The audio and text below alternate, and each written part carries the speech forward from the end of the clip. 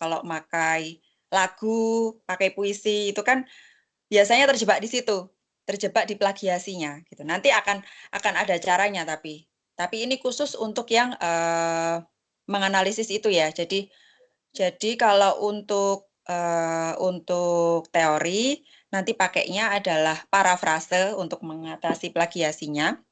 Tapi kalau untuk sumber datanya nanti Bapak Ibu bisa pakai metode potong dan tempel gitu ya. Jadi sumber datanya bisa dipotong dulu seperti lagu atau puisi itu kan pasti nanti akan menimbulkan plagiasi gitu ya. Makanya kalau pakai lagu atau pakai puisi dan misalkan analisisnya tidak bisa per unit mikro, jadi per unit makro gitu ya misalkan, itu bisa pakai ini metode atau teknik potong dan tempel itu. Gitu. Nah, kita masuk ke bedah artikel ya Bapak Ibu langsung saja karena kutipan ini hanya sederhana, kita lebih baik memanfaatkan waktu untuk membahas tentang ini artikel. Bentar. Ini saya punya contoh. Apakah sudah terlihat Bapak Ibu? Sudah Bu. Baik, ini ada contoh karya ilmiah dari semester sebelumnya. Jadi dari Pak Jainal, kebetulan Pak Jainal ini bekerja di Saudi Arabia dan bekerjanya kalau tidak salah sih ya di sekitar sini sih, maksudnya sesuai dengan objek penelitiannya. Itu jadi seperti yang telah saya sampaikan sebelumnya, pilihlah objek yang sekiranya dikuasai, objek juga aspek-aspek atau yang berkaitan dengan itu yang Bapak Ibu kuasai. Jadi misalkan Bapak Ibu bekerja mengajar gitu misalkan ya, itu bisa juga Anda menganalisis tentang speaking atau tentang fonologi. Hal-hal seperti itu bisa juga dianalisis ya Bapak Ibu. Jadi analisisnya tidak cuma tentang penerjemahan tapi juga bisa tentang linguistik. Nah, kalau si Pak Jainal ini meneliti tentang teknik penerjemahan pada artikel. Jadi kita susunannya dimulai dari judul nanti fontnya untuk pedomannya silahkan dapat dibaca pada aktivitas belajar 1 ya Bapak Ibu. Di situ sudah ada panduan atau pedoman penulisan karya ilmiah. Untuk fontnya pasti Times New Roman, lalu untuk judul kalau tidak salah 14 fontnya, lalu yang lainnya 12. Lalu untuk setelah judul adalah identitas penulis. Identitas penulis yaitu penulis pertama Anda, lalu penulis kedua adalah pembimbing. Gitu ya Bapak Ibu. Jadi ada dua penulisnya yaitu Anda sendiri sebagai peneliti dan juga mahasiswa UT, lalu yang kedua adalah pembimbing. Nah, selanjutnya setelah nama itu prodi pokoknya asal penulis, jadi prodi, lalu kampus dan juga email. Emailnya sertakan email Anda saja.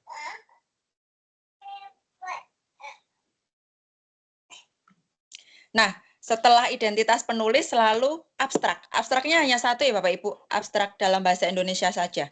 Abstrak yang dalam bahasa Inggris tidak usah.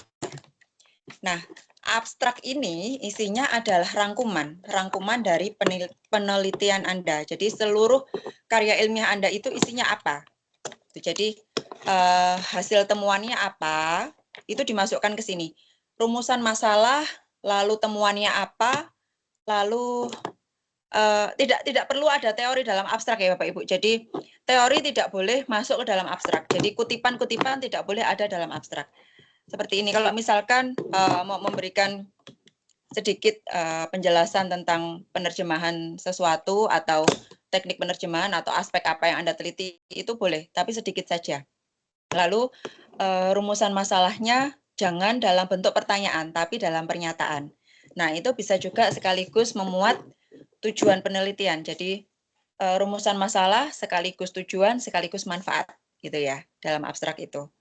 Setelah itu temuannya apa? Kalau misalkan membahas tentang teknik nih, seperti Pak Zainal ini. Tekniknya yang ditemukan ada berapa, lalu apa saja disebutkan. Bisa juga ditambahkan misalkan seperti ini, pada teks eksposisi ini teknik penerjemahan kalke, borrowing, amplifikasi, misalkan seperti itu. Itu kalknya ada berapa, borrowingnya ada berapa, amplifikasinya ada berapa. Itu bisa juga disebutkan. Lalu bisa juga misalkan yang membahas tentang teknik dan juga metode nih misalkan. Jadi unit mikro dan unit makro. Nah, unit mikro akan selalu mempengaruhi unit makro gitu kan. Teorinya seperti itu. Nah, itu bisa juga disoroti. Jadi misalkan si teknik yang ditemukan itu apa saja? Itu condong ke BSA atau ke BSU. Pasti nanti metode atau ideologi nih ya, itu akan condong ke salah satu sisi. Nah, itu pasti akan saling berpengaruh. Di situ juga bisa dimasukkan atau dimuat dalam abstrak. Gitu ya. Nah, lalu setelah abstrak ada kata kunci, Bapak Ibu. Kata kunci ini minimal 3, itu harus mencerminkan apa yang menjadi pokok pembahasan dalam karya ilmiah Anda. Jadi misalkan teknik penerjemahan pada teks eksposisi gitu ya. Jadi kata kuncinya adalah teknik penerjemahan, lalu teksnya teks apa, lalu bisa juga judulnya, itu dimasukkan. Nah, jangan lupa sama seperti daftar pustaka, kata kunci ini harus diurutkan abjadnya. Jadi misalkan penerjemahan itu P, teknik penerjemahan diawali dengan T, nah itu diurutkan mana dulu yang P dulu apa yang T dulu gitu. Ikut abjad A, B, C, D, E aja.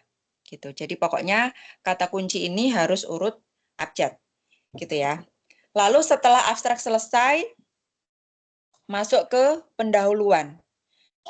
Pendahuluan ini kalau dalam skripsi itu adalah latar belakang, lalu rumusan masalah, tujuan, manfaat, batasan penelitian, lalu juga previous studies. Nah, itulah mengapa kemarin pada tugas 1 Bapak Ibu diminta untuk melakukan review jurnal. Ya, melakukan review jurnal dan juga review buku. Itu tujuannya nanti dimasukkan ke dalam pendahuluan.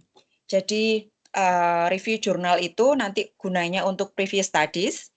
Kalau yang review buku itu nanti digunakan untuk teori. Jadi penelitian yang Bapak Ibu lakukan dalam karya ilmiah ini harus ada teorinya, gitu ya. Harus ada bordernya yang jelas. Jadi setiap pertanyaan dapat dijawab dengan dukungan dari si teori-teori tadi. Jadi harus ada teori yang mendasarinya. Tidak boleh tidak ada teorinya gitu ya. Jadi kalau kita sebagai manusia kan harus ada tulangnya nih ya untuk bisa berdiri dengan tegak. Begitu juga dengan penelitian sama. Jadi harus ada penyokongnya, harus ada penopangnya agar dapat berdiri dengan baik. Gitu. Nah, jadi pendahuluan itu didahului dengan latar belakang. Kenapa sih kok mengambil topik ini? Kenapa sih kok memilih aspek ini? Gitulah. Kira-kira seperti itu di awal. Jadi Bapak Ibu tidak perlu mengawali dari bahasa adalah. Itu tidak perlu terlalu jauh ya Bapak Ibu. Langsung saja ke aspek yang diteliti. Misalkan mengambil penerjemahan nih. Bisa langsung dijelaskan tentang penerjemahannya. Penerjemahan itu seperti apa? Lalu aspek apa yang mau diteliti? Misalkan teknik. Nah, berarti itu dijelaskan. Teknik penerjemahan dalam penerjemahan itu seperti apa? Menurut Naida Entaber atau menurut Mona Baker, menurut Newmark, banyak ya ahli-ahli dalam penerjemahan itu. Jadi bisa dimasukkan ke sini teori-teorinya kalau bahasa Inggrisnya disumpel-sumpelkan, dimasukkan sedikit-sedikit dalam pendahuluan ini dalam latar belakang ya. Jadi tapi ini tidak perlu dispesifikasi. Jadi misalkan pendahuluan, latar belakang, lalu tujuan, rumusan masalah itu tidak perlu. Jadi langsung aja menjadi satu yaitu pendahuluan. Gitu ya. Nanti bisa dibeda-bedakan menjadi beberapa paragraf gitu saja. Tidak perlu 1.1 apa, 1.1 apa, 1.2 apa gitu, tidak perlu Bapak Ibu. Jadi langsung nanti yang pertama adalah pendahuluan. Gitu ya. Setelah abstrak adalah pendahuluan. Tuh. Nah, teori-teori tentang penerjemahan atau tentang linguistik, aspek-aspek yang Bapak Ibu teliti, masukkan ke sini. Termasuk dengan rumusan masalahnya. Jadi rumusan masalah itu tidak seperti dalam skripsi ya Bapak Ibu, disampaikan kalau dalam skripsi kan disampaikan dalam bentuk pertanyaan ya. Tapi kalau dalam karya ilmiah, rumusan masalahnya disampaikan dalam bentuk pernyataan. Tuh. Jadi bisa berupa manfaat, bisa berupa tujuan. Itu ya. Karena bentuknya pernyataan. Nah, oke, setelah itu sedikit-sedikit masuk ke teori, sedikit-sedikit serempet-serempet ke aspek-aspek yang diteliti, lalu masuk ke previous studies atau penelitian yang telah dilakukan sebelumnya. Gitu ya. Jadi penelitian-penelitian yang telah dilakukan sebelumnya itu harus sejalan, sevisi misi dengan penelitian yang Anda lakukan sekarang. Jadi kalau misalkan meneliti tentang teknik penerjemahan, ya berarti previous studies-nya atau referensinya itu harus tentang teknik penerjemahan. Apapun itu objeknya. Jadi boleh teknik penerjemahan pada film, pada subtitle film, pada cerita rakyat, pada cerpen, pada puisi, pada lagu, itu boleh. Gitu ya. Apapun yang Anda teliti, boleh. Asalkan aspek yang diteliti sama dengan Anda. Gitu ya. Jadi meskipun objek penelitiannya berbeda, itu nggak apa-apa. Yang penting aspek penelitiannya sama. Gitu. Jadi referensi-referensi yang digunakan itu harus sama seperti yang akan Anda teliti. Gitu. Lalu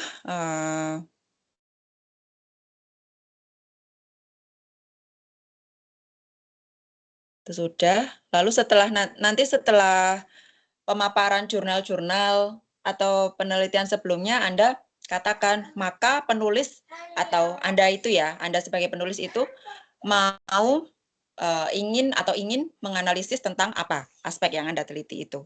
Lalu kira-kira bedanya apa dengan penelitian Anda ini?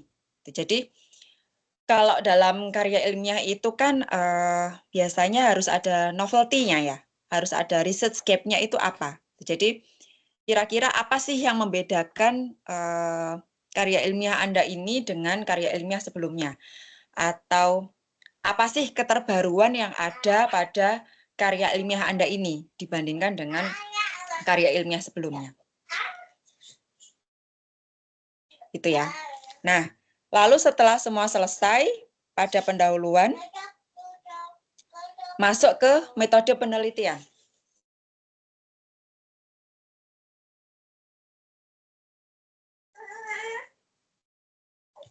Nah, metode penelitian ini adalah langkah-langkah yang Anda gunakan dalam penyusunan karya ilmiah. Gitu ya. Jadi apa saja yang Anda lakukan, misalkan studi pustaka atau apa ya, kalau misalkan ada yang seperti Mas Tama kemarin studi lapangan. Jadi misalkan kalau seperti Mas Tama itu wawancara atau record gitu ya. Jadi beda-beda. Sesuaikan dengan apa yang Anda lakukan saja. Kalau misalkan pakai buku, pakai media-media cetak itu bisa dengan ya apa saja yang Anda lakukan. Misalkan mengumpulkan sumber data, lalu Anda kumpulkan transkrip atau apanya gitu. Itu bisa ditulis dalam metode penelitian. Jadi akan beda-beda satu dengan mahasiswa satu dengan yang lainnya. Itu ya. Lalu bisa juga ini di sini dimasukkan teori-teori seperti teorinya Moleong atau teorinya siapa tentang metode penelitian itu seperti apa, atau punya Pak Riyadi Santoso itu juga bisa dimasukkan ke sini seperti apa gambaran dalam penyusunan karya ilmiah. Itu. Nah, sumber data itu juga bisa dimasukkan ke sini ya Bapak Ibu. Jadi sumber datanya itu apa? Berupa apa? Jadi data dan sumber data itu akan berbeda. Kalau data itu adalah, kalau misalkan meneliti tentang lagu ya, misalkan tentang lagu atau puisi, ya berarti datanya itu adalah kata, frasa, klausa, kalimat. Gitu ya.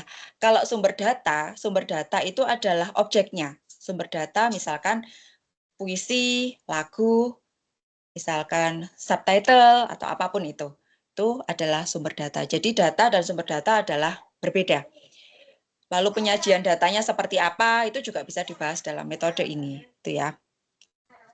Oke, setelah metode penelitian selesai, kita masuk ke hasil dan pembahasan. Nah, hasil temuannya dipaparkan dulu Bapak Ibu. Jadi misalkan nih membahas tentang teknik ya, teknik atau prosedur atau strategi atau yang unit-unit mikro itu disajikan dulu dalam bentuk tabel. Jadi jenis-jenis apa saja yang muncul dalam penelitian Anda itu. Kalau misalkan ini, seperti punya Pak Jainal ini ada 1, 2, 3, 4, 5, 6, 7. Ada 7 teknik penerjemahan yang ditemukan pada teks eksposisi. Nah, lalu dilihat pada teks eksposisi ini, si amplifikasi ini muncul berapa kali. Lalu literal atau harfiah itu berapa kali.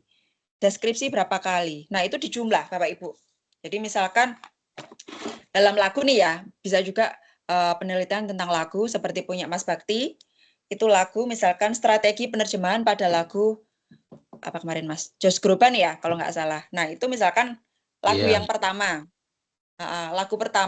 misalkan lagu pertama itu dilihat strateginya apa saja yang muncul.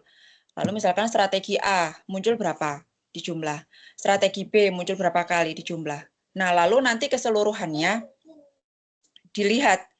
Jadi persentasenya ada berapa. Jadi yang paling banyak strateginya apa, yang paling sedikit apa. Itu nanti dilihat. Nah, baru setelah itu, setelah pemaparan data, setelah pemaparan temuan, baru dibahas gitu ya. Jadi misalkan seperti ini. Misalkan teknik yang pertama. Teknik yang pertama itu apa?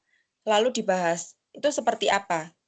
Contohnya dimasukkan. Jadi per jenis diberi contoh 1 sampai 2. Gitu ya, tergantung nanti yang diteliti apa. Tergantung banyak sedikitnya. Kalau teknik itu kan pembahasannya banyak ya Bapak Ibu. Jadi contoh cukup 1 sampai 2. Tapi kalau seperti prosedur, strategi itu paling tidak contohnya diberi 2 gitu ya. Per item, jenis gitu. Seperti ini. Jadi misalkan contoh yang pertama itu adalah teknik amplifikasi misalkan. Nah, lalu teknik amplifikasi itu seperti apa? Dijelaskan.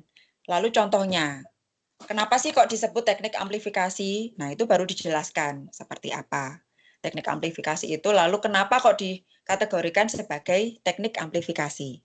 Gitu ya cara analisisnya. Untuk yang lainnya juga sama. Jadi kebetulan ini Pak Jainal ada beberapa teks ya, kalau tidak salah. Jadi tabelnya juga mengikuti jumlah teksnya gitu. Nah, analisisnya juga per teks. Jadi teks yang pertama itu ada tekniknya ada berapa yang muncul, lalu dianalisis per teknik dan juga diberi contoh. Lalu yang kedua seperti itu juga sama. Nah, kalau misalkan aspek yang diteliti ada lebih dari satu, misalkan teknik dan pergeseran, itu misalkan ya. Jadi pembahasan tentang teknik diselesaikan dulu. Jadi tidak bisa teknik lalu ada pergeseran, teknik pergeseran. Nanti akan semeraut ya Bapak Ibu. Enggak bisa terbaca dengan baik. Jadi lebih baik selesaikan dulu pembahasan tentang teknik. Dipaparkan hasil temuannya dalam bentuk tabel, diberi jumlah, kalau bisa diberi persentase, kalau enggak bisa ya enggak apa-apa. Jumlahnya saja yang penting bisa terlihat. Gitu ya. Jangan lupa diberi nama tabelnya. Tabel 1, teknik penerjemahan pada apa, teknik penerjemahan pada teks berapa gitu misalkan. Lalu tabel 2, teks penerjemahan pada apa gitu diberi nama, biar tidak bingung ya pembacanya. Lalu setelah itu misalkan Bapak Ibu ada aspek yang lain yang juga diteliti, misalkan seperti pergeseran atau padanan itu sesuaikan dulu juga teorinya. Jadi misalkan pergeseran nih mau pakai teorinya siapa, misalkan pakai punya Newmark ya. Itu pergeseran kan ada banyak ya Bapak Ibu. Ada pergeseran bentuk, ada pergeseran fungsi, ada pergeseran makna. Nah, itu sesuaikan dulu mau yang mana gitu. Kalau pergeseran bentuk misalkan dari nomina ke verba atau dari verba ke nomina itu disebutkan gitu ya. Jadi pergeserannya berupa apa. Kalau banyak pergeserannya bisa dibentuk tabel juga gitu ya. Jadi pergeserannya bisa disebutkan pergeseran berupa pergeseran apa, gitu. Pergeseran bentuk atau pergeseran struktur, misalkan dari SPOK menjadi KSPO atau dari SPOK menjadi SPO gitu. Itu kan juga termasuk pergeseran ya Bapak Ibu. Jadi itu bisa diteliti semuanya, bisa diteliti. Jadi jangan, aduh kok berat sekali, saya gimana ya nelitinya gitu. Dilakukan dulu, dikerjakan dulu, yang penting nulis dulu. Karena tulisan yang selesai adalah tulisan yang baik ya. Jadi kalau cuma ada di angan-angan saja tidak akan segera selesai. Gitu. Setelah semua analisis selesai,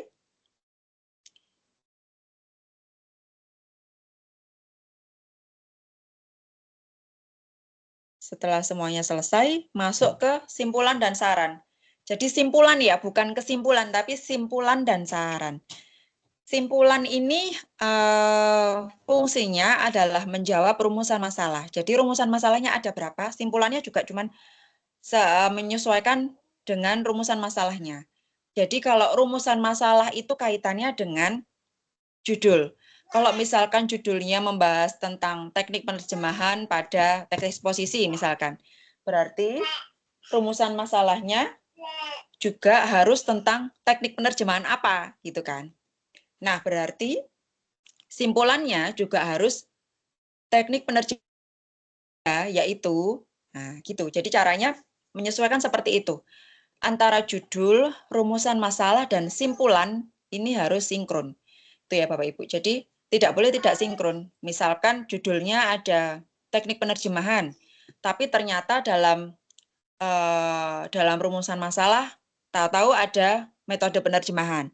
Lalu dalam dalam pembahasan ternyata ada strategi. Nah, itu tidak boleh. Itu ya. Jadi kalau misalkan dari awal, dari judul sudah pakai teknik penerjemahan, ya berarti nanti sampai kesimpulan, sampai pada simpulan itu harus tentang teknik. Ya, tidak boleh judulnya teknik, lalu di dalamnya ada muncul strategi atau metode. Tuh. Kenapa? Karena sebenarnya pada intinya sih sama. Langkah-langkah atau alat yang digunakan untuk mengalih bahasakan gitu kan sebenarnya ya. Antara strategi, metode, teknik, prosedur itu sebenarnya intinya seperti itu. Cuman karena pemilik teorinya berbeda, maka kita pilih nih mau pakai yang mana, harus konsisten. Gitu ya. Misal prosedur mau pakai punya Vinyai, lalu metode mau pakai punya Newmark. Nah, jadi harus konsisten dari awal sampai akhir gitu. Tidak boleh campur-campur gitu ya Bapak Ibu. Jadi dipastikan dulu mau pakai teorinya siapa. Makanya dari kemarin kalau ada yang bertanya kalau mau pakai ini gimana, kalau mau meneliti tentang ini gimana, boleh. Yang penting teorinya mau pakai teorinya siapa itu harus ada dulu. Itu yang penting. Karena setiap penelitian harus menggunakan landasan teori gitu ya. Karena ini merupakan karya ilmiah, penelitian ilmiah, bukan karya tulis gitu ya, bukan cerpen. Jadi harus ada landasan teorinya. Gitu. Nah, simpulan itu jawaban singkat dari rumusan masalah. Jadi tidak perlu ada teori lagi di sini, tidak perlu ada penambahan pembahasan. Jadi kalau misalkan judulnya adalah teknik penerjemahan bla bla bla gitu ya. Berarti kan rumusan masalahnya adalah teknik penerjemahan apa gitu kan. Lalu simpulannya berarti ya teknik penerjemahan apa yang digunakan, ada berapa, apa saja, yang paling banyak digunakan apa, yang paling sedikit apa. Gitu. kalau dalam simpulan ya. Tidak perlu ada yang tambahan flowering words, seperti misalkan penulis menggunakan teknik ini karena bla bla bla bla bla bla. Tidak usah.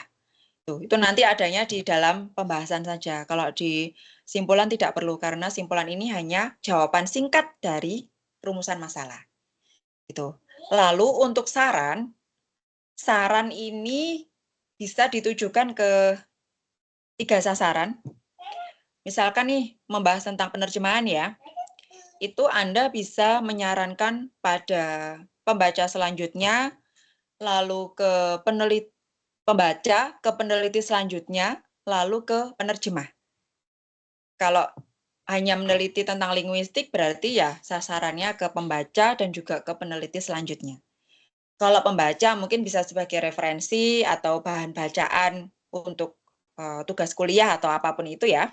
Lalu kalau untuk meneliti selanjutnya, Anda bisa menyarankan nih, aspek apa yang belum Anda teliti. Misalkan kalau dalam penerjemahan yang Anda teliti adalah metode dan ideologi misalkan. Itu Anda bisa menyarankan aspek-aspek lain yang belum Anda teliti, seperti teknik penerjemahan, prosedur, strategi, kualitas, dan lain sebagainya. Gitu ya. Lalu kalau untuk penerjemah, berarti Anda bisa menyarankan karya ilmiah Anda ini bisa sebagai acuan dalam menentukan apa. Misalkan aspek yang Anda teliti adalah teknik. Jadi penerjemah bisa melihat karya ilmiah Anda ini sebagai acuan dalam memilih teknik penerjemahan dalam menerjemahkan lagu misalkan atau apa itu. Gitu, Bapak Ibu, simpulan dan saran ya. Lalu setelah simpulan dan saran selesai, daftar pustaka. Jadi daftar pustaka ini minimal 10 karena Anda sudah melakukan review, ya kan? Itu tujuannya melakukan review sebelumnya, yaitu Anda bisa menentukan jurnal dan juga buku apa yang akan Anda gunakan dalam penulisan karya ilmiah ini. Jadi setidaknya Anda sudah punya nih, sudah punya tabungan, sudah punya celengan 10 referensi atau 10 daftar pustaka yang akan digunakan dalam penulisan karya ilmiah ini. Nah, penulisan daftar pustaka itu urut sesuai abjad, gitu ya. Jadi dilihat dulu nih, suku kata penulisnya ada berapa. Gitu. Kalau misalkan ada 2, ya sudah tinggal dibalik. Misalkan Maria Dita nih namanya. Berarti yang ditulis pertama adalah Ditanya dulu, nama yang kedua. Dita, baru koma, lalu M, titik.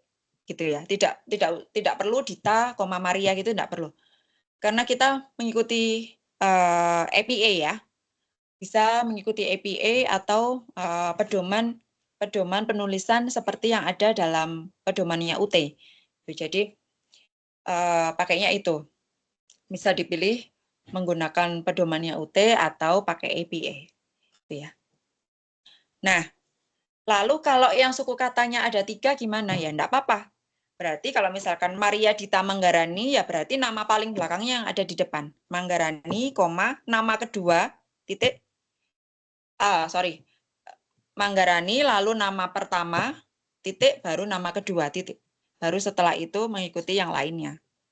Seperti tahun, lalu judul jurnalnya atau judul bukunya, lalu setelah itu penerbitnya, kotanya, gitu ya. Kalau pakai jurnal ya dicantumkan juga volume jurnalnya berapa, lalu nomornya, kan biasanya ada nih, nomor jurnalnya berapa, volume jurnalnya berapa. Gitu. Nah, jadi itu harus dicantumkan semuanya. Itu Bapak Ibu, ini contoh jurnal mikro, unitnya yang unit mikro. Lalu ada juga yang unitnya makro, seperti nih, misalkan kalau kita melakukan penelitian tentang metode penerjemahan. Metode penerjemahan atau ideologi penerjemahan itu unitnya makro. Kenapa dibilang makro? Karena tidak bisa kita menganalisis per kata, per kalimat, per klausa, per frasa itu tidak bisa. Jadi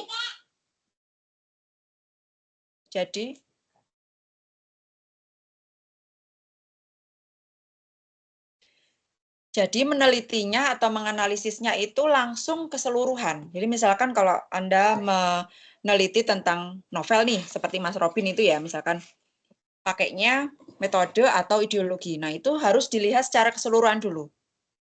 Si penerjemah ini condongnya kemana? Ke BSU atau ke BSA?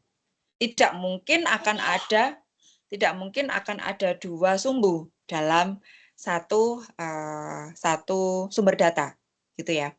Jadi kalau kita mau meneliti atau melakukan penelitian tentang makro, unit makro, kita melihatnya itu dulu, condongnya ke BSU atau ke BSA.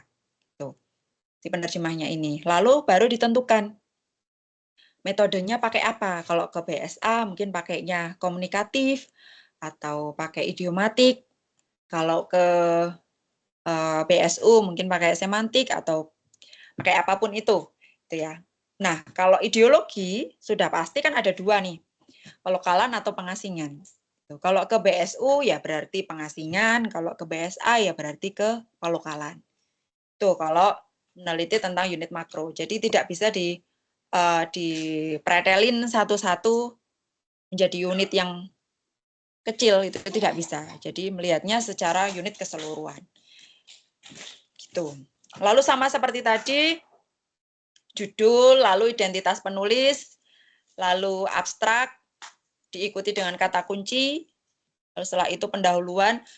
Teori tidak perlu terlalu banyak ya Bapak Ibu. Jadi karena kita tidak ada bab sendiri, tidak ada tempat khusus untuk mengungkapkan teori apa yang akan digunakan. Jadi teorinya itu dimasuk-masukkan di dalam pendahuluan. Jadi misalkan seperti Anda mau menjelaskan tentang penerjemahan itu seperti apa, itu bisa didukung penerjemahan adalah apa, gitu kan, menurut pendapat Anda. Lalu didukung dengan teori. Tuh, teorinya siapa, itu gimana. Tuh. Lalu aspek apa yang akan Anda teliti, itu seperti apa, Anda berikan opini, Anda berikan gagasan Anda, lalu didukung juga dengan teori-teorinya. Seperti itu caranya. Jadi teori tidak perlu terlalu banyak Bapak Ibu. Hanya secuplik-cuplik saja. Kalau mau menjelaskan tentang strategi penerjemahan atau teknik penerjemahan, itu juga bisa sebutkan dulu seperti apa sih strategi penerjemahan itu, seperti apa sih teknik penerjemahan itu. Misalkan alat untuk mengalihbahasakan bahasa sumber ke bahasa sasaran misalkan. Lalu berikan dukungan teorinya seperti apa, teori oleh siapa, lalu juga sebutkan jenis-jenisnya. Kan misalkan tentang teknik penerjemahan mau pakai teorinya Molina Albir nih misalkan. Nah, itu dijelaskan. Menurut Molina Albir tahun berapa teknik penerjemahan itu ada berapa? Misalnya ada 18. Sebutkan apa saja. Itu caranya tidak perlu dijelaskan teknik A itu apa, teknik B itu apa, tidak perlu karena nanti akan terlalu banyak. Nah, karya ilmiah kita ini nanti minimal ada 10 halaman ya Bapak Ibu. Jadi dari cover nanti tidak dihitung ya, cover dan daftar pustaka tidak dihitung. Jadi nanti dari judul sampai kesimpulan dan saran itu minimal 10. Gitu ya. Tidak boleh kurang dari itu. Kalau lebih dari itu boleh, tapi juga tidak boleh tidak boleh lebih dari 17 halaman. Jadi karil itu 10 sampai 17 halaman. Itu ya. Nah, lalu jangan lupa diberi nomor halaman. Jangan lupa diberi nomor halaman di bawah tengah ya, Bapak Ibu.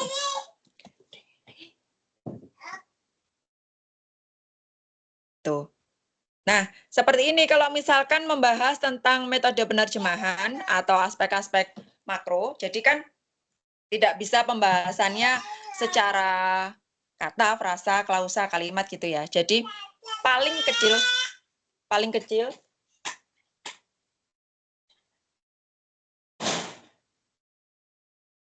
jadi paling kecil adalah menganalisisnya secara paragraf gitu ya. Jadi satu paragraf itu ditampilkan. Itu masuk metode penerjemahan apa atau ideologi apa. Itu untuk mendukung penjelasan atau pembahasan tentang metode dan ideologi. Itu. Lalu sama seperti tadi, setelah pendahuluan ada metode penelitian, lalu setelah itu ada hasil dan pembahasan, itu ditampilkan secara urut seperti pada pedoman penulisan.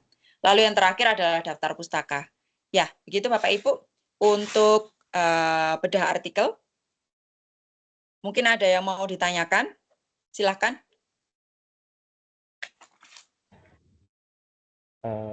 Pagi Bu. Yang pagi Ya, Bu. Mas Robin. Selamat pagi Mas Ini, Robin. selamat pagi Bu. Saya ingin bertanya mengenai abstrak itu kan saya dari pendahuluan kan saya menggunakan bahasa Inggris. Apakah abstraknya juga harus mengikuti bahasa Inggris atau tetap bahasa Indonesia? Soalnya tadi saya dengarnya Ibu bilangnya harus menggunakan bahasa Indonesia untuk menulis abstrak. Itu aja Bu. Ya, baik. Terima kasih pertanyaan Mas Robin. Jadi untuk abstrak nanti menyesuaikan bahasa yang digunakan ya. Karena kita bisa meneliti dengan bahasa Indonesia dan juga bahasa Inggris, jadi nanti abstraknya menyesuaikan saja. Kalau Mas Robin menulis dengan menggunakan bahasa Inggris, ya berarti nanti abstraknya dalam bahasa Inggris. Itu ya. Karena akan menyesuaikan dengan bahasa yang digunakan dalam menulis karya ilmiah itu. Gitu Mas Robin. Baik Bu, terima kasih informasinya Bu. Ya, baik. Silahkan.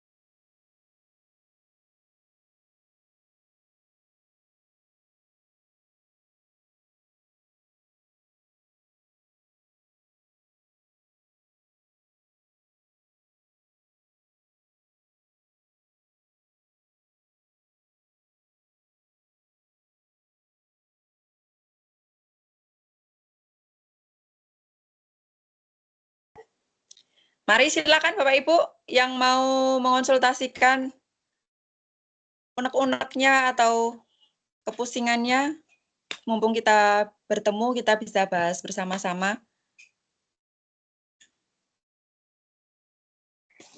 Iya, Miss Dini, silakan. Pagi, Miss. Saya ingin bertanya. Tadi kalau tidak salah dengar, di bagian sumber data itu, sumber dan data itu dua hal yang berbeda ya, Bu? Bisa tolong dijelaskan lagi, Bu? Terima kasih. Oke, terima kasih ya, Miss Dini, udah ditanyakan. Jadi kalau sumber data itu adalah objek yang akan Anda gunakan dalam penelitian ini. Jadi sumber datanya apa? Gitu. Kalau sumber data saya adalah lagu, misalkan, atau sumber data saya adalah subtitle. Tuh. Jadi sumber data itu adalah objek penelitiannya. Jadi apa yang akan Anda teliti? Itu sumber data. Kalau data itu bisa berupa kata, frasa, klausa, kalimat, itu data. Jadi kalau misalkan Anda meneliti tentang subtitle gitu misalkan ya, atau Anda meneliti tentang puisi, itu berarti datanya adalah kata, frasa, klausa, dan kalimat. Itu ya. Beda kalau misalkan novel. Kalau misalkan novel atau apa ya, cerpen gitu misalkan, kalau Anda meneliti tentang metode dan juga ideologi atau unit-unit makro, itu berarti datanya adalah berupa kalimat dalam paragraf gitu ya. Jadi tidak bisa per unit yang kecil-kecil gitu. Itu bedanya data dan sumber data gitu. Jadi data itu adalah hal-hal yang Anda teliti, yang apa sih yang Anda teliti nanti berupa apa gitu. Kalau sumber data itu adalah objeknya, objek penelitian Anda. Apa? Data diambil dari sumber data gitu. Jadi sumber data itu adalah induknya, ibunya, babonnya dari si data. Data ini adalah anaknya. Itu Miss Dini ceritanya. Itu bedanya ya. Ada lagi Miss Dini? Baik Bu, terima kasih. Selanjutnya pertanyaan saya mengenai abstrak Bu. Kemarin kan saya sudah mereview beberapa jurnal ya, milik mahasiswa lain, alumni lain yang sudah pernah buat karya ilmiah. Nah di situ jika saya tidak salah menyimpulkan, abstraknya itu mengenai kesimpulan dari penemuan topik yang dibahas di judul karya ilmiah. Terus biasanya abstrak itu dikerjakannya setelah penelitian itu selesai atau bagaimana ya Bu ya? Karena kan isinya mengenai kesimpulan itu. Terima kasih.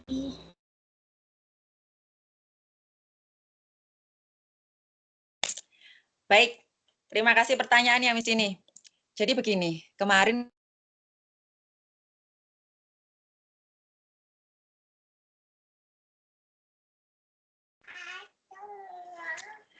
baik, mohon maaf sempat hilang.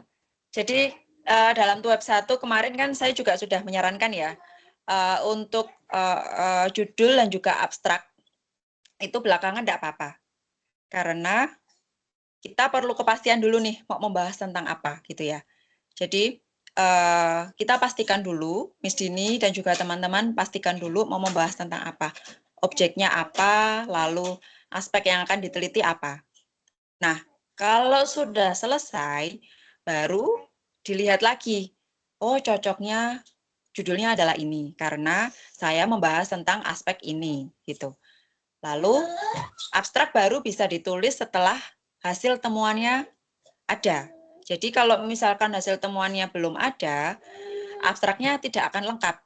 Karena abstrak itu sebenarnya bukan kesimpulan, Miss, tapi rangkuman. Gitu ya. Rangkuman beda sama kesimpulan. Kesimpulan nanti masuknya kesimpulan. Dalam simpulan dan saran itu kesimpulan nanti. Tapi kalau abstrak itu rangkuman, gitu ya. Rangkuman secara keseluruhan karena abstrak ini bisa menampung tentang tujuan penulisan atau rumusan masalah, lalu pembahasan singkat tentang aspek yang Anda teliti, lalu hasil temuan. Kalau dalam simpulan itu tidak bisa. Jadi kalau kesimpulan itu kan ya sudah Anda meneliti tentang apa, kesimpulannya apa, gitu kan. Nah, itu yang akan ada di dalam simpulan dan saran. Jadi kesimpulan akan ada dalam simpulan. Gitu. Jadi simpulan itu nanti menjawab perumusan masalah secara singkat. Jadi kalau saran saya untuk abstrak itu setelah Anda bisa menemukan temuan datanya. Jadi temuan datanya apa aja, apa saja yang misalkan kemarin bahas apa ya Miss ya? Metode ya kalau nggak salah ya. Jadi, Saya Bu, saya bahas strategi. Oh strategi. Jadi ya Iya. berarti strateginya apa saja yang muncul, itu nanti temukan dulu, Miss. Jadi dianalisis dulu, baru nanti kalau analisisnya sudah selesai, sudah ketemu semua, ada berapa strategi yang digunakan, lalu strategi apa yang paling banyak digunakan, yang paling sedikit digunakan, nah itu baru bisa menulis abstrak. Itu ya. Karena harus ada hasil temuannya dalam abstrak. Ya, baik Bu, terima kasih. Balik kasih. Silahkan yang lain, Miss Niken. Silahkan. Baik, selamat pagi Bu Maria. Selamat pagi, Miss Niken. Izin bertanya, jurnal sama karil itu sama atau tidak? Jadi kalau kita mau menggunakan referensi, jadi karil orang lain itu boleh, karil yang tadi seperti yang Ibu jelaskan punya Miss Anggi atau siapa itu boleh saya gunakan untuk penelitian saya, Bu. Terima kasih.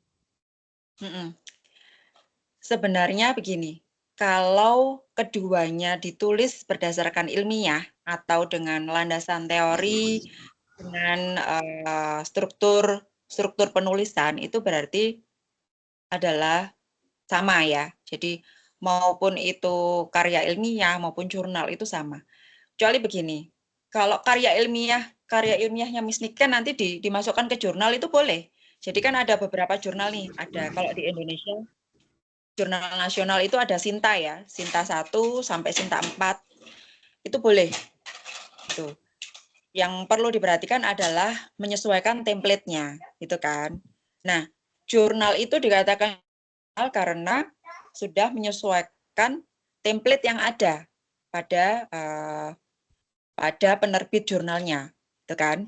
Kalau karya ilmiah ya karya ilmiah, sebenarnya sama aja. Karena kenapa sih disebut karya ilmiah? Karena belum dimasukkan ke dalam jurnal, belum diterbitkan dalam jurnal. Makanya hanya disebut karya ilmiah. Itu ya. Sebenarnya bisa dimasukkan ke jurnal. Nanti kalau dimasukkan ke penerbitan jurnal ya namanya jadi jurnal. Gitu. Yang penting keduanya itu ditulis berdasarkan teori, berdasarkan landasan teori dan mengikuti struktur penulisan karya ilmiah. Boleh saja menggunakan referensi dari karya ilmiah sebelumnya itu enggak apa-apa, karena kan itu juga dimasukkan ke repositori kan, jadi itu bisa dijadikan sebagai referensi jurnal atau referensi bacaan dalam karya ilmiah ini. Gitu, Miss Niken ya. Baik, Bu. Terima kasih. Kemudian tentang masalah daftar pustaka. Berarti ketika kita masukkan daftar pustaka itu, teori orang lain itu juga dimasukkan ke dalam daftar pustaka, Bu. Seperti nyumak tahun berapa gitu ditulis lagi di daftar pustaka. Jadi nanti semua teori yang digunakan itu harus ada di dalam rumusan masalah, di dalam daftar pustaka, gitu ya. Jadi kalau misalkan seperti kemarin kan sudah review jurnal dan juga review teori ya, itu 10 yang ada di daftar pustaka juga harus ada di dalam karilnya. Jadi mau di pendahuluan, mau di metode penelitian, mau di apapun itu harus diselip-selipkan gitu, Miss. Jadi ya apapun yang digunakan sebagai landasan teori atau digunakan sebagai kutipan, nah itu harus dimasukkan ke daftar pustaka. Jadi pokoknya harus sinkron antara pendahuluan, antara apapun yang teori-teori atau kutipan yang digunakan itu harus ada nanti di dalam daftar pustaka. Gitu ya. Baik, Bu. Terima kasih. Silakan teman-teman yang lain.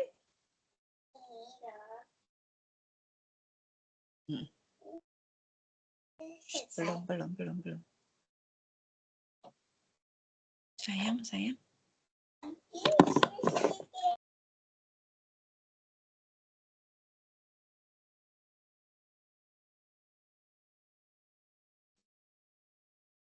Izin bertanya, Bu. Iya, silakan Mas Bakti. Halo. Ini Bu, Ya. tadi kan ada penyajian data, ya kan? Itu kan hasil dan pembahasan kan kemarin Bu bilang lebih satu lagu, ya kan? Jadi kan mau buat lagu, jadi dia tabelnya itu satu lagu itu diselesaikan dulu dengan hasil dan tabel-tabelnya, baru lagu kedua nanti pisahkan begitu Bu, atau digabung. Itu, makasih. Baik, terima kasih Mas Bakti. Jadi seperti punya Pak Jainal tadi, kalau misalkan lagunya ada 2, berarti nanti ada 2 tabel Mas Bakti. Tabel yang pertama nanti diberi nama ya. Tabel pertama itu misalkan apa sih kemarin strategi penerjemahan pada lagu apa. Diberi judulnya. Jadi nanti tabel 1 judulnya lagunya apa.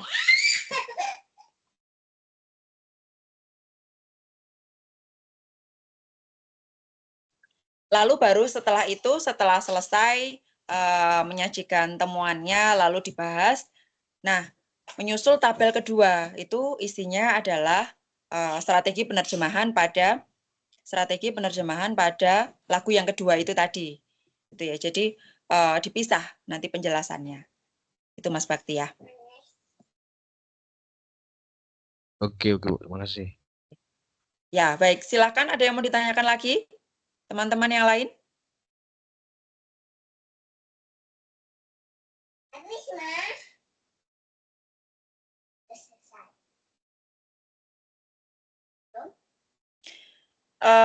Miss Gamalia, Miss atau Mas ini ya. Ini untuk teori yang digunakan tahun 99 atau 2008. Oke, kalau untuk teori atau buku-buku babon, buku-buku induk itu biasanya kalau ada cetakan yang paling baru, gunakan yang paling baru ya Bapak Ibu. Jadi kalau misalkan ada cetakan yang mendekati ya up to date lah, itu bisa digunakan. Namun kalau misalkan memang nggak ada, misalkan seperti punya Naida Entaber atau Mona Baker, itu nggak apa-apa digunakan, gitu ya. Jadi kalau misalkan tahun-tahun lama, khusus teori ya, khusus teori nggak apa-apa. Kalau misalkan itu memang buku-buku babon ya, jadi 10 tahun ke belakang nggak apa-apa. Cuman kalau yang jurnal itu harus yang paling baru, paling lama tahun 2020 saja untuk amannya. Sebenarnya 2019 nggak apa-apa, cuman kan sekarang sudah mau mendekati akhir tahun nih, jadi mendingan kita pakai yang paling lama adalah 2020. Itu ya Bapak Ibu. Itu Miss Gamalia Mona Lisa. Baik, untuk yang lainnya, Miss Niken mau tanya lagi? Mbak Niken mau nanya lagi? Iya Bu, untuk tugas yang kedua, Pak, kutipan langsung dan tidak langsung itu nanti gimana ya Bu? Satu buku itu ada kutipan langsung dan tidak langsungnya atau di global gitu kutipannya?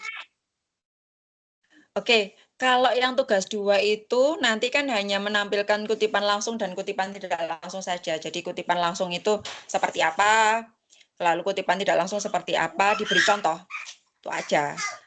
Pastikan yang kutipan yang dipakai itu adalah kutipan yang akan dipakai dalam karil. Jadi sekali mendayung 2-3 pulau terlampaui gitu kan. Jadi tidak usah cari kutipan di tempat yang lain, tapi pakai teori-teori yang Anda gunakan. Itu aja. Kalau kutipan langsung itu seperti apa? Biasanya kan kalau kutipan langsung itu kasat, secara kasat mata nih, secara apa ya, kalau kita bisa lihat nih, berarti kutipan langsung itu yang pakai tanda kutip itu loh teman-teman. Jadi kutipan langsung itu biasanya pakai tanda kutip. Misalkan Sari 2024, tanda kutip apa kutipannya, apa teorinya apa. Kalau yang kutipan tidak itu biasanya yang menggunakan bahwa gitu ya. Jadi itu yang secara gampangannya seperti itu. Secara kita bisa bodoh-bodohannya seperti itulah kita bisa lihat.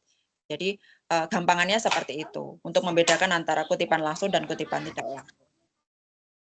Jadi untuk tugas 2 ini sangat gampang ya teman-teman karena hanya memberikan contoh tentang kutipan langsung dan kutipan tidak langsung. Jadi kemarin yang belum merevisi tugas 1 bisa merevisi dengan ditambahkan ini tadi, kutipan langsung dan kutipan tidak langsung, lalu diunggah ke tugas 2. Gitu ya, jadi bisa langsung nanti mengerjakan tugas 2 sekalian revisi dari tugas 1-nya. Gitu. Gitu Miss Niken? Ada yang mau ditanyakan lagi? Sudah, Bu. Baik, terima kasih. Mungkin ada teman-teman lain yang mau menanyakan atau mengonsultasikan, misalkan ada topik sudah ada, lalu rumusan masalah atau judul yang masih galau, yang masih bingung mau membahas apa, bisa ditanyakan ya teman-teman, karena ini sudah memasuki November, kita tinggal punya waktu 1 bulanan lagi ya untuk mengerjakan. Silahkan.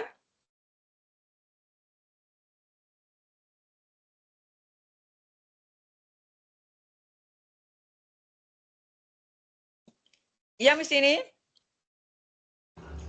Ibu, saya ingin bertanya, tadi kan ketika Ibu presentasi jurnal, kalau tidak salah setelah pendahuluan ada bagian lain tuh Bu.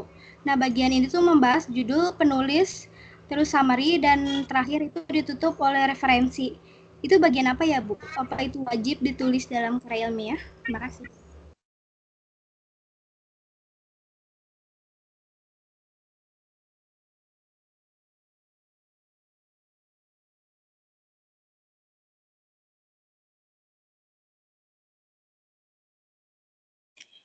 Yang ada jurnal referensinya itu apa ya? Oh, pendahuluan.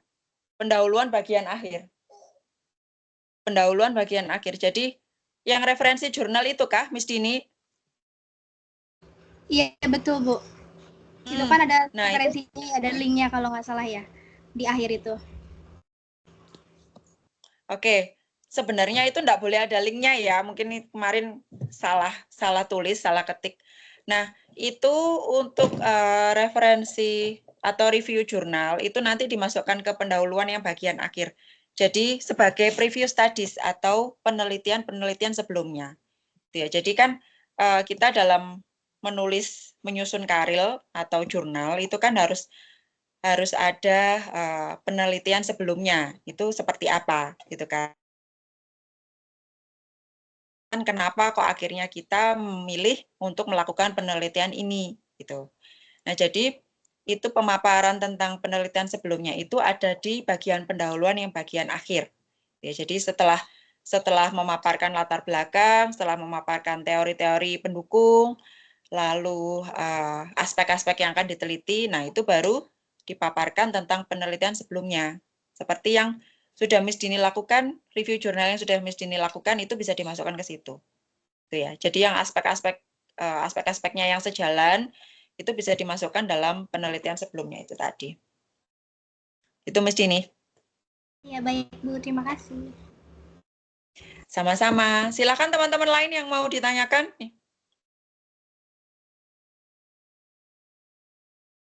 Mumpung kita bisa bertemu dalam tutorial webinar, bisa menanyakan secara langsung.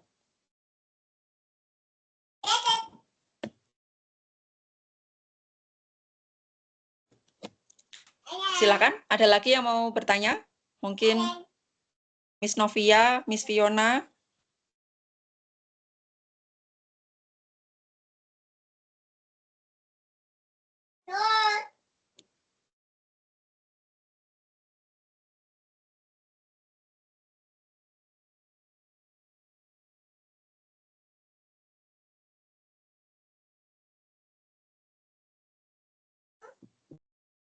Maaf, saya mau tanya.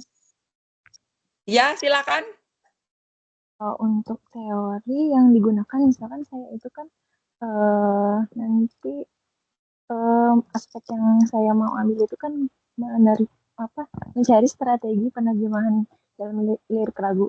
Nah, untuk strategi penerjemahan itu kan ada teori dari Newmark atau Mona Baker gitu. Nah, kalau misalkan strategi penerjemahan itu kita harus pakai teori dari satu acuan gitu atau bisa 2 atau 3 gitu Bu. Jadi misalkan Newmark aja atau Mona Baker aja atau gimana Bu?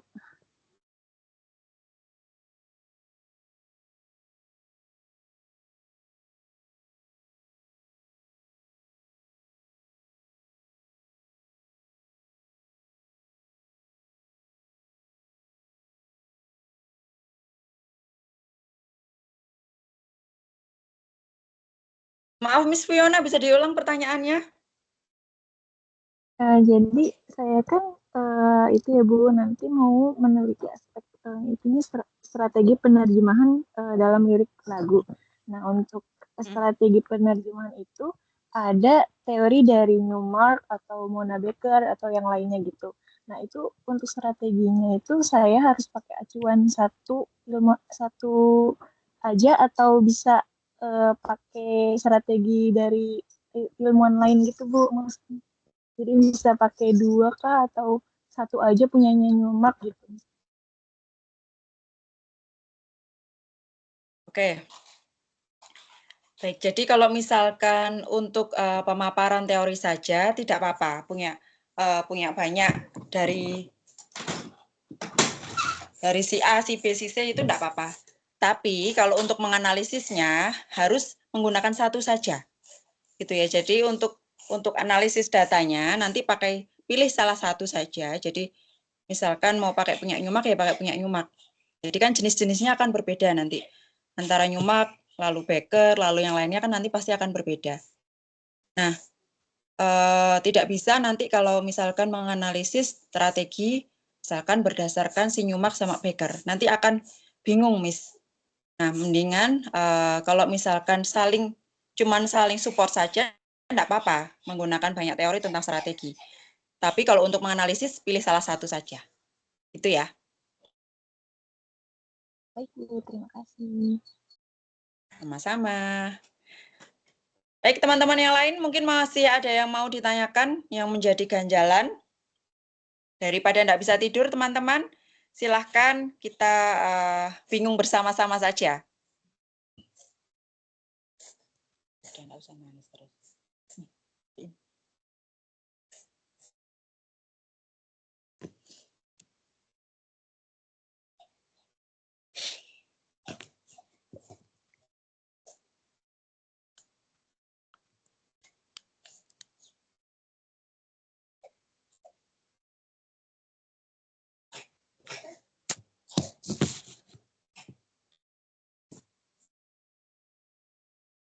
Silahkan. Ada yang masih mau bertanya atau mengonsultasikan sesuatu?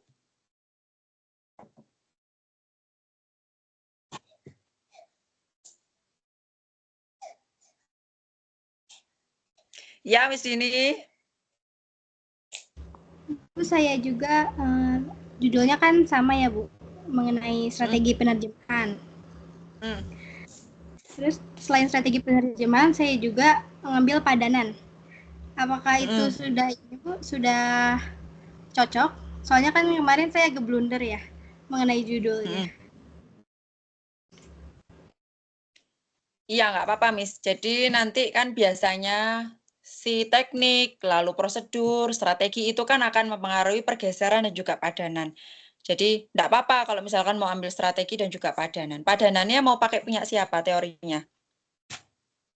Saya mau pakai punya Catford, Bu.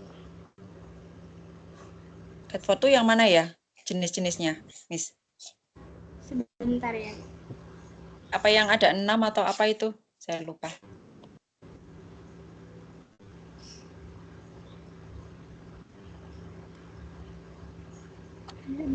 Iya, Ibu, betul yang itu. Ya, itu ya. Ya sudah, boleh. Ya. Kayak itu. Atau bisa juga pakai yang punya siapa ya itu ya. Punya Nyumak atau punya siapa ya, yang hanya ada formal dan dinamis itu juga bisa. Terserah nanti Miss Dini mau pakai yang mana. Boleh. Yang penting nanti pembahasan tentang strategi nanti diselesaikan dulu. Ya, dimasukkan tabel. Lalu baru setelah itu masuk ke padanannya. Gitu ya. Jadi jangan dicampur. Jadi nanti kalau strategi lalu padan tidak padan gitu kan jadi bingung ya. Jadi nanti dua-duanya dimasukkan tabel saja. Jadi kan kalau kesepadanannya ada 6, mungkin nanti yang keluar hanya 4 atau 5 gitu kan. Nah, itu nanti dijumlah. Dimasukkan ke dalam tabel agar bisa lebih mudah melihat hasil temuannya. Itu ya Miss Dini.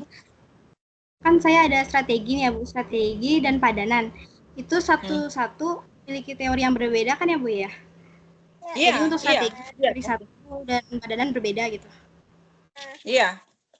Iya, betul. Oh iya. Baik Bu, terima kasih. Sama-sama. Teman-teman yang lain mungkin ada yang mau ditanyakan lagi?